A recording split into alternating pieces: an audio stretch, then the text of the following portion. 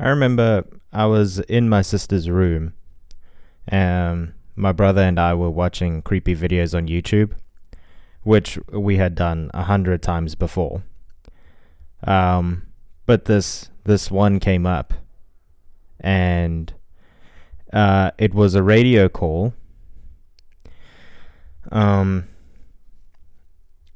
It started like what started as another weird corner of the internet quickly turned into something that stuck with me, you know, and to this day it still hasn't really let go. It was a call to Coast AM, that late night radio show hosted by Art Bell, legend.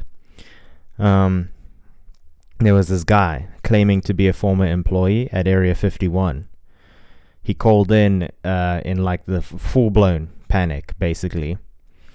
And somewhere deep in his fear, in the way that his voice cracked, I think my brother and I both felt something, you know.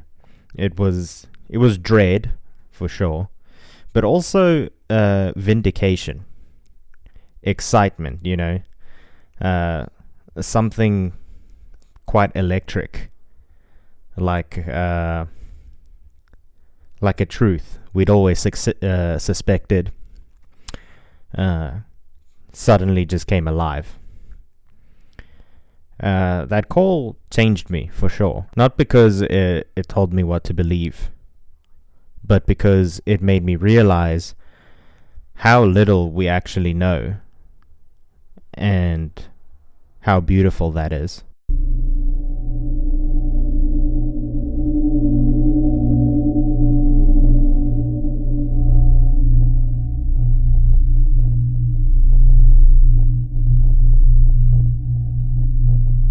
Area 51 line, you're on the air. Hello. Hello, Art. Yes. Hi. I don't have a whole lot of time. Well, look, let's begin by finding out whether you're using this line properly or not.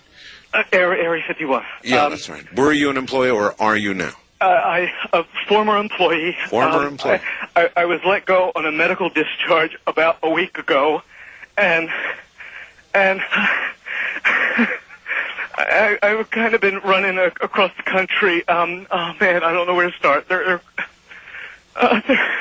gonna they'll triangulate on this position really soon. So you can't spend a lot of time on the phone. So give us something quick. Okay.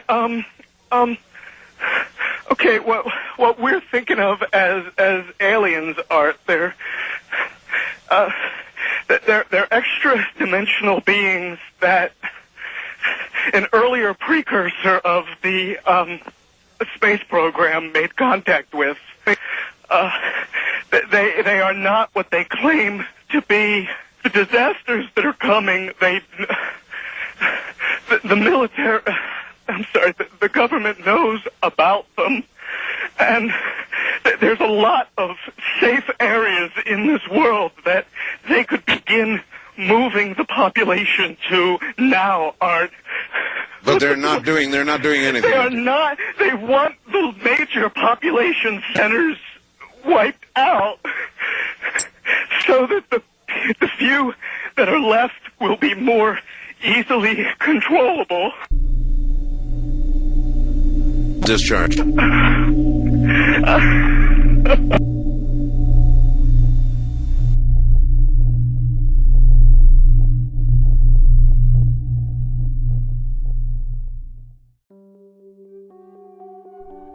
When it ended, I just sat there. The silence afterward was louder than the call itself. I remember feeling like I had heard something I wasn't supposed to. Like I'd accidentally tuned into the truth, and the signal cut just before it got too real. It didn't feel scripted, or like a hoax. It felt pretty raw and unfiltered, like fear was caught on tape. But more than that, it felt like confirmation. confirmation of every weird theory, every wild idea, every quiet suspicion. All these things that I'd usually just bury under maybe I'm just overthinking it. I wasn't. That call hit a part of me that doesn't care about facts or footage. It spoke to something more instinctive. And even now, all these years later, I still get the same feeling when I hear it. Like I brushed up against something massive, something beyond explanation. And that I wasn't meant to understand it, but just feel it, you know? And I did. I still do.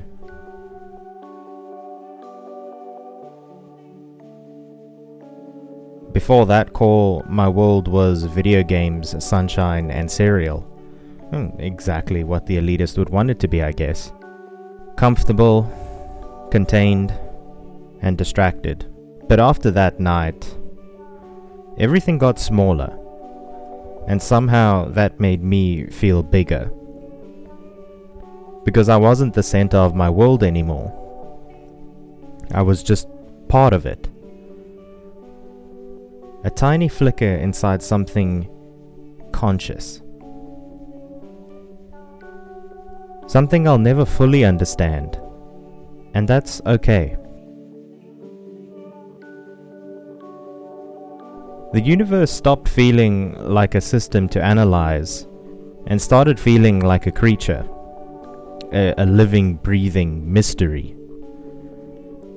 And I felt like a part of it, like it was supposed to make me feel small. In large part, it killed my ego, and in the emptiness, I found connection.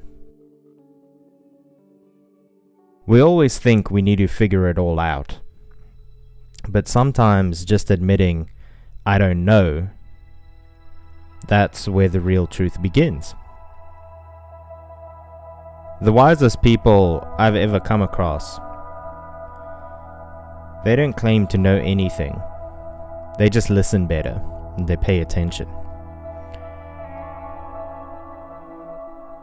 And something about that call, it felt like the universe was whispering back.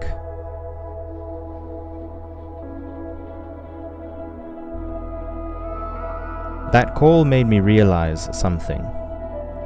That the world we live in, the one they've built for us, isn't real. It's a version of reality that keeps us busy and predictable. It's a system that teaches us to chase things that don't matter and ignore the things that do. And when you question it, they laugh. Or worse, they make you feel stupid. Because people who ask questions are hard to control. But I've never seen a reason to trust authority. I mean, what have the world leaders really given us besides war, inequality, and fear? If we knew the truth about who we are, about what's out there, we wouldn't live the way they want us to. We wouldn't kill each other over imaginary lines. We wouldn't live for paychecks and pensions. We'd start living as we were always meant to. I think people are afraid. Not just of what the truth might be, but that it might not fit their lives. That maybe they're too deep in the game to stop playing. And so they don't look. They laugh and they dismiss. Because the alternative, actually waking up, means changing everything.